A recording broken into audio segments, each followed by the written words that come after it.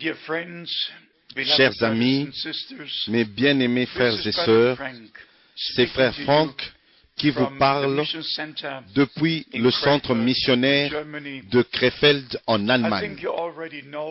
Je crois que vous connaissez tous déjà ce ministère. Nous avons choisi le titre, le ministère apostolique et prophétique de la Bible.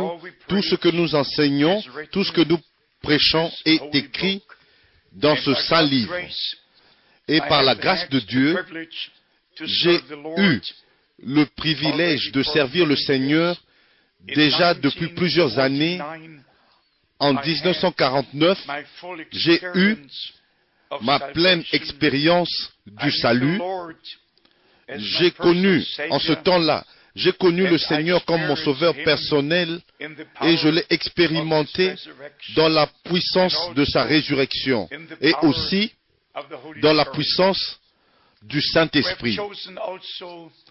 Nous avons aussi choisi le thème principal, le retour de Christ et aussi l'accomplissement des prophéties bibliques pour montrer que Dieu avait déjà écrit l'histoire en avance et que toutes choses qui arrivent sur la terre dans le cours du temps sont déjà écrites dans les Écritures prophétiques. Tous savent que le Seigneur avait fait la promesse dans Jean chapitre 14, « Je vais vous préparer une place et je reviendrai vous prendre afin que vous soyez là où moi je suis. » Depuis 2000 ans, les enfants de Dieu croyant la Bible ont espéré, ont attendu cette promesse qu'elle soit accomplie. Même l'apôtre Paul a dit que nous ne mourrons pas tous, mais tous nous serons changés.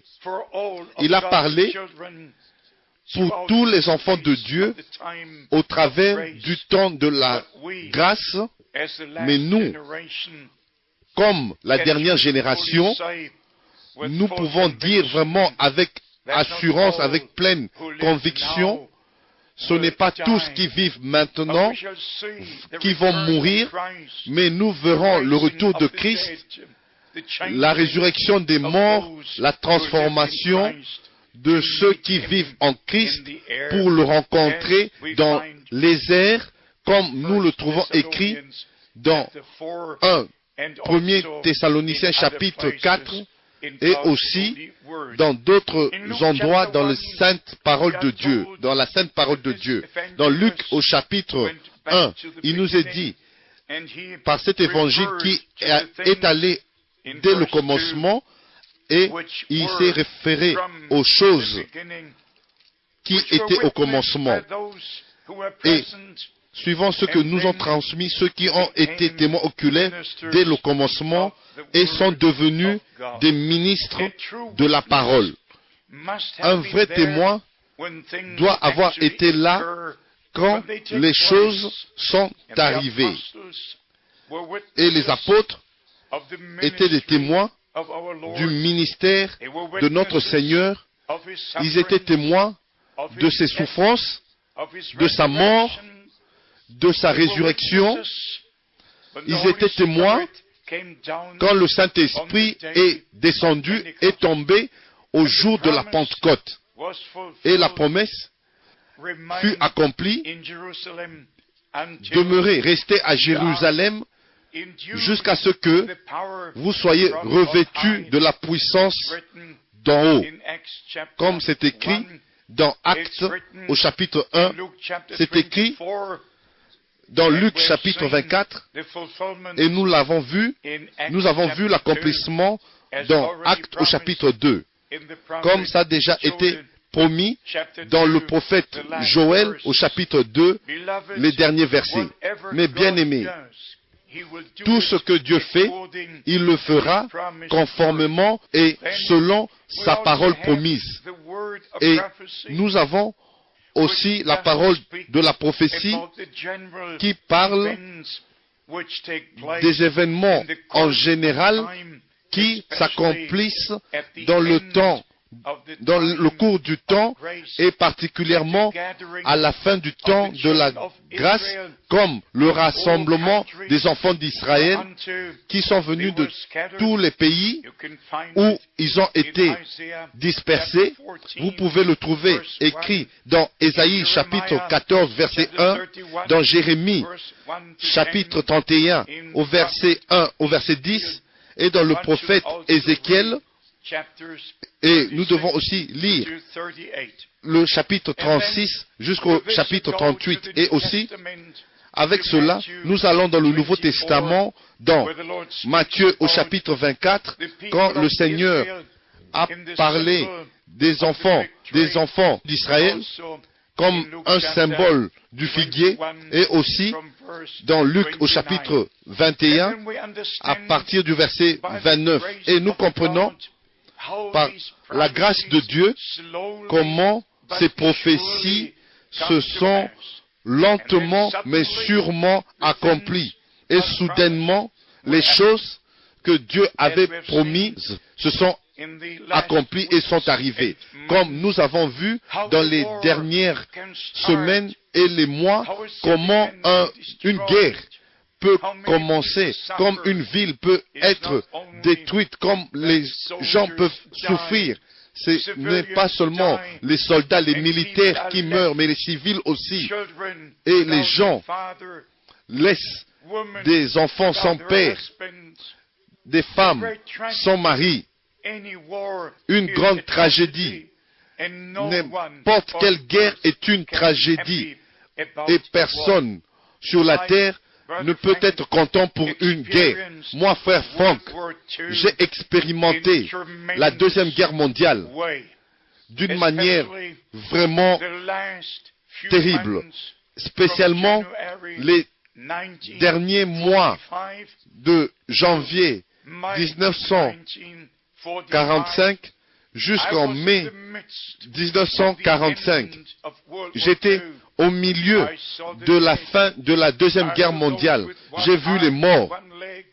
J'ai vu ceux avec un seul bras, une seule jambe. J'ai vu plusieurs qui étaient blessés.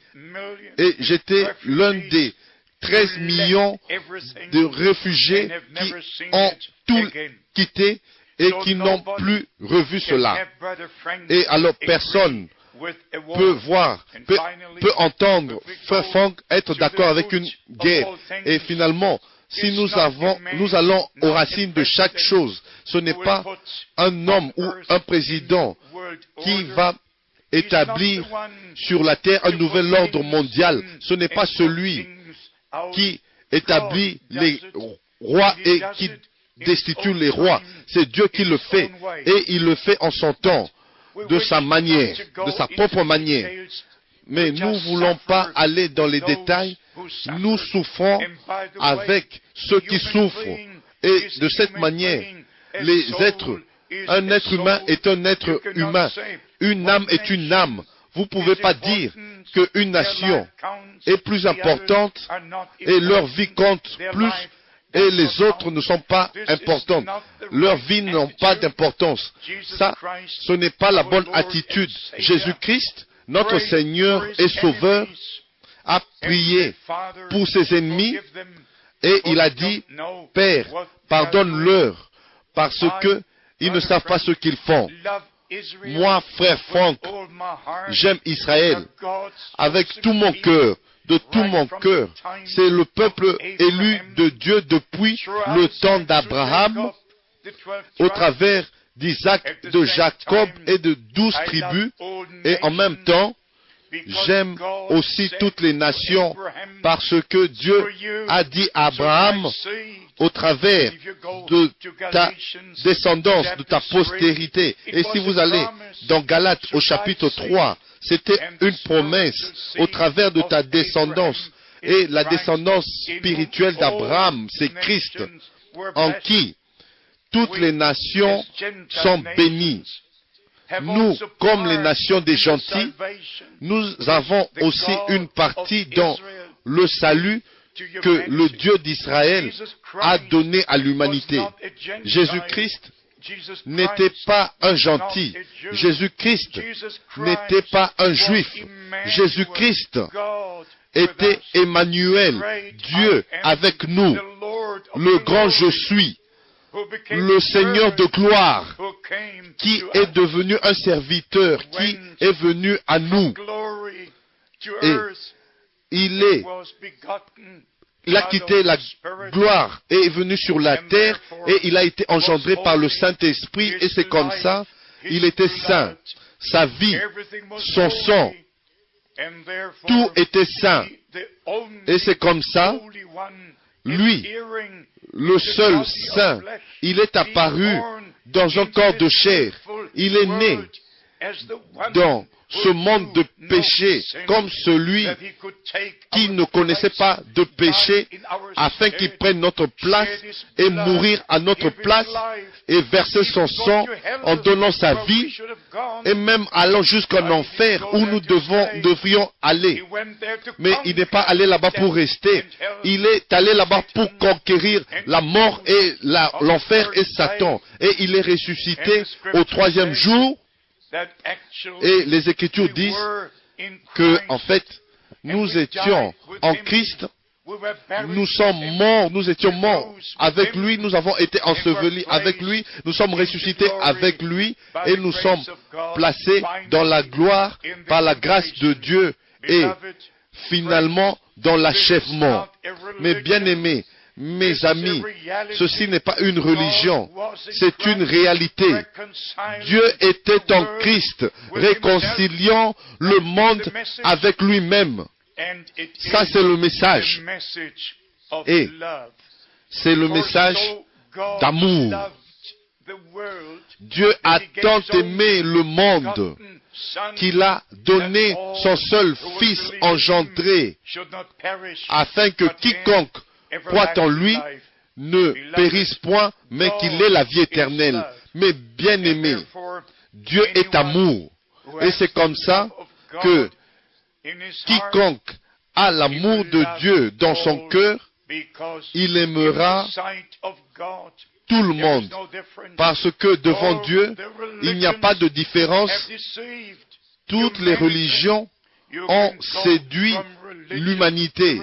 Vous pouvez aller d'une religion à une autre, et en fait, même la religion chrétienne est la grande séduction sur la surface de la terre. Si vous allez dans ce livre et vérifiez le christianisme romain d'aujourd'hui, même pas un seul point est en accord avec Christ et son Église et sa parole, même pas un seul point. L'Église de Rome est en accord avec les Saintes Écritures. Chaque point a été changé. Chaque enseignement, chaque pratique, chaque parole de Dieu a en fait été transformée. La parole est toujours utilisée, mais l'interprétation est donnée aux hommes, aux gens. Et c'est comme ça que nous devons retourner à la parole originale de Dieu. Et mes amis, il y en a qui ne voient même pas la différence. Mais dans le christianisme originel, il n'y avait pas de pape, pas de cardinal, pas d'adoration de Marie, pas de purgatoire, rien du tout. Rien, pas d'infaillibilité de qui que ce soit. Rien n'était dans le christianisme original. Les 200 premières années sont passées sans aucune organisation, sans 30 directions de foi étaient sur la terre dans le christianisme. Alors est venue l'union de toutes ces directions et de toutes ces croyances et dans une seule église d'État, et finalement le paganisme et le christianisme furent unis et le paganisme a tiré le christianisme et le christianisme est entré dans le paganisme et ce que nous avons aujourd'hui n'est qu'un nom, christianisme, mais en fait ce n'est pas du christianisme, et je ne crois pas au christianisme, mais je crois en Jésus-Christ, mon Seigneur et Sauveur, et mes bien-aimés, comme j'ai été appelé directement par le Seigneur, avec une voix audible, formidable, avec ces mots, mon serviteur, ton temps pour cette ville est bientôt terminé, je t'enverrai dans d'autres villes pour prêcher ma parole. Ces paroles de mes lèvres sont aussi vraies que chaque parole dans ce livre. Quand vous lisez le livre des Actes au chapitre 9, au chapitre 22 et au chapitre 26, l'apôtre Paul a donné son témoignage en se référant à ses expériences, à cette expérience, à son appel, à sa commission. Tous les prophètes, tous les apôtres, tous les hommes de Dieu, dans l'Ancien et dans le Nouveau Testament, ils ont été appelés directement avec une voix audible au ministère. Et c'est comme ça, moi, frère Franck, j'ai eu une responsabilité extraordinaire et je dois rendre compte devant Dieu au jour du jugement, et c'est comme ça je dois prêcher les enseignements originaux de la sainte parole de Dieu. Maintenant, quelques petites choses en rapport au temps dans lequel nous vivons. Si vous lisez Daniel au chapitre 2, ça parle des 4 grands empires mondiaux. Et si vous lisez Daniel chapitre 7, il parle aussi des 4 empires mondiaux, des 4 royaumes mondiaux. Et Daniel était particulièrement intéressé à connaître plus sur le 4e empire, le 4e royaume. Et vous pouvez le lire clairement comment il a reçu les instructions et les informations sur le dernier empire mondial. Et peut-être qu'il soit dit ici maintenant, les États-Unis d'Amérique sont la seule superpuissance qui est restée. Après la Deuxième Guerre mondiale, nous avons eu 2 superpuissances, une la Russie et l'autre les États-Unis. Maintenant, il n'y a plus qu'une seule superpuissance qui est restée. Cette superpuissance n'est pas le dernier empire, la dernière puissance mondiale qui règne, qui dirige la terre. Maintenant, les États-Unis, comme la dernière superpuissance, va diminuer, et en fait, le dernier royaume mondial va venir en puissance. Nous ne pouvons pas aller dans tous ces détails dans une petite réunion comme celle-ci. Mais en juillet, le 1er juillet, le 2002, nous avons vu à La Haye, en Hollande, le tribunal international où il y avait les 18 juges qui ont juré, ils ont prêté serment. Vous pouvez lire des choses ici, comme cette publication ici. Vous pouvez lire clairement, et en fait, bien sûr, c'est en allemand, l'Empire mondial, le Saint-Empire mondial, et montrant le pape, le Vatican et la place Saint-Pierre. Et ici, il est dit, la puissance, la sainte puissance mondiale. Vous pouvez aller dans le livre d'Apocalypse au chapitre 13, au chapitre 17, et là vous trouvez en symbole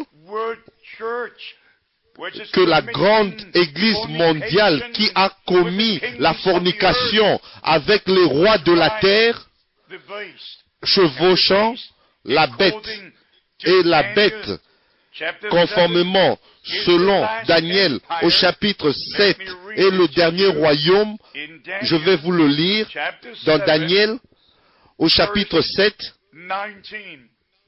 au verset 19. Ensuite, je désirais savoir la vérité sur le quatrième animal qui était différent de tous les autres, extrêmement terrible, qui avait des dents de fer et des ongles d'airain, qui mangeait, brisait et foulait aux pieds ce qui restait. Foulait avec ses pieds. Et puis, au verset 23, il me parla ainsi, le quatrième animal, c'est un quatrième royaume qui existera sur la terre, différent de tous les royaumes, et qui dévorera toute la terre, la foulera et la brisera, et non, la dernière superpuissance va dévorer toute la terre, mais le dernier royaume va dévorer, fouler aux pieds toute la terre. Tous qui sont au courant du cours de l'histoire savent que il y avait conformément le royaume babylonien, le royaume médo-perse et le royaume grec, et le royaume romain a commencé. Ce royaume, cet empire romain reprend de nouveau la puissance, et maintenant ici il y a trois puissances qui sont réunies: la puissance religieuse, la puissance économique et la puissance politique. Si vous allez dans certaines de ces publications ici, vous voyez dans la revue Newsweek, juste avant que la guerre de l'Irak commence, vous voyez M. Bush, le président des États-Unis, avec le pape. Et je vais juste lire la ligne qui est en dessous. Bush a remercié, a loué le pape d'avoir répandu l'amour de Dieu. Maintenant, je vais vous demander, vous qui écoutez, vous qui voyez, qui regardez, qui parlent de l'amour de Dieu, ne sont-ils pas les chrétiens nés de nouveau? Et Bush réclame être un chrétien né de nouveau, un croyant de la Bible, un chrétien fondamentaliste, et nous qui devons pratiquer et parler de l'amour de Dieu, et non quelqu'un qui ne l'a jamais expérimenté. Ici, vous voyez le chancelier allemand avec le pape. Ici, vous voyez plusieurs ensemble. Monsieur Annan, vous voyez le pape, vous voyez Arafat, vous voyez Bush, vous les voyez tous ensemble. Mais bien-aimés, mes chers frères, il y a seulement une seule ville sur la terre qui s'appelle elle-même ville éternelle. Et c'est la seule ville qui a la royauté sur tous les rois de la terre. Mais maintenant,